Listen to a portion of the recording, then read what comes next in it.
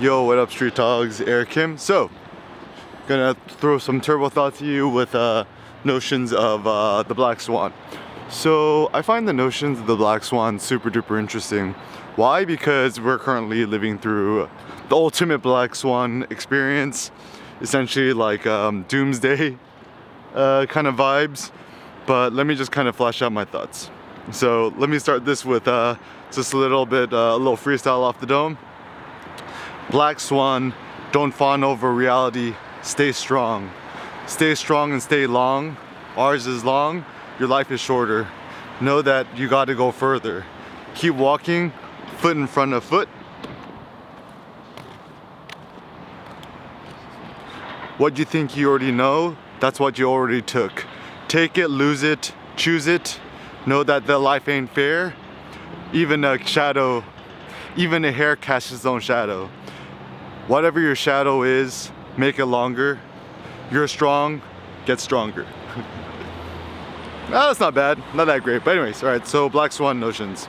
So basically what I wanted to share is just talking a little bit about the philosophical notion of a Black Swan, why it's so important, how can we thrive in a world with Black Swan. So essentially the basic notion of a Black Swan is, it's kind of like a freak. Anything that happens, something that hasn't ever happened before, and we tend to make the naive belief that just because something hasn't happened before it means that it can never happen.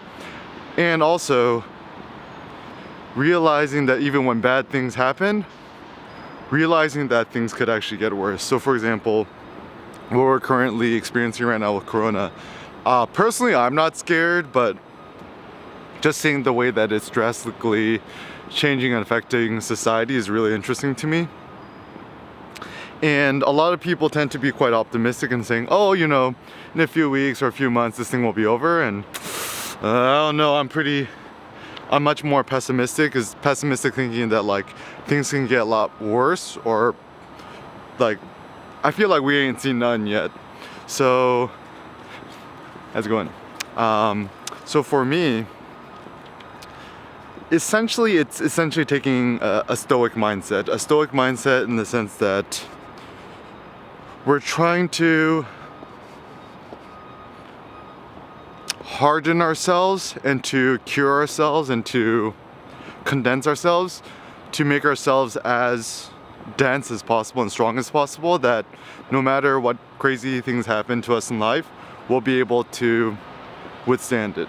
Now, maybe even the next step, which I find even more interesting, is in a crazy world like now, in a world where Black Swans exist, how can we actually thrive or benefit from it?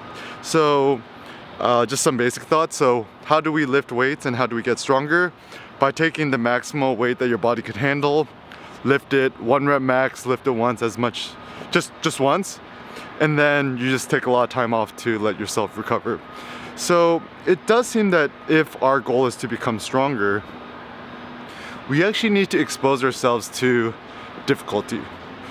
I think humans, we tend to thrive under difficulty, chance, and randomness and chaos, but somehow, somewhere along the way, we've been suckered by our teachers or society or these stupid business books that like we need to be good planners. Now, like even, I'll just give you some practical examples. So I was, before this whole thing happened, I was currently planning on, you know, getting up to a 500-pound deadlift, and I was making pretty good progress. And I think my last lift I did 4 plates and 25, was that 455 pounds? Yeah, just search on YouTube, Eric Kim sumo deadlift. I think you'll be able to find it.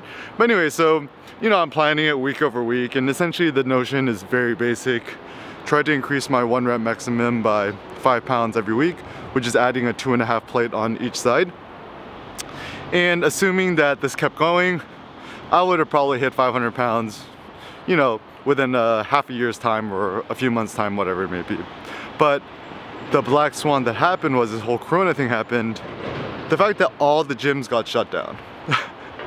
And it's like, to me, it's almost like for me in recent or maybe in my lifetime, I'm 32 years old right now. I was born in 1988. I've never had to experience anything where the gyms actually closed down. Not only the student gym that I go to, but like all commercial gyms in this city, essentially everywhere. And I'm like, yo, there's no way in a trillion years I could have predicted this.